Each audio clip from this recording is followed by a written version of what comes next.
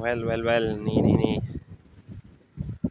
On 15. september 10:41 ja ma uhkasin sellepärast, et ikka veel natukene töbine, aga tööl peab käima, sest ilma rahata elada. Maailmas teate ise ju, mis on. Olen siis selles samuses kaunis linnaosas, milleks on Lasnamäe. Pilved on ilusad, majad, kõik, mis siin on täpselt samas kohas, kus nad olid eile, üleeile ja üleüleeile ja võib-olla ka mitu päeva varem. Pilved ei ole samad, ei ole samas kohas ja ei jää ka samasse kohta. Aga tegelikult lisaks sellele, et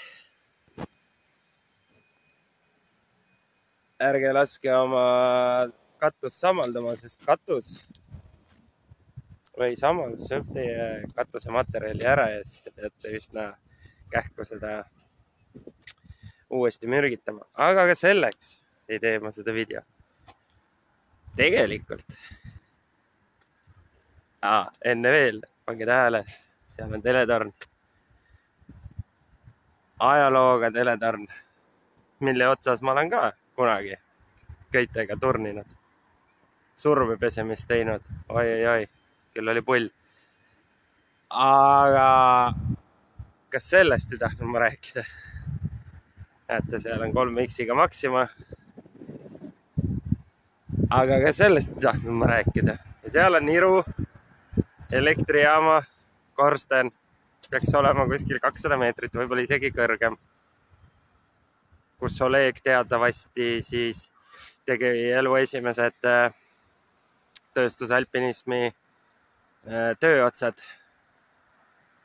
Ise tehtud ronimis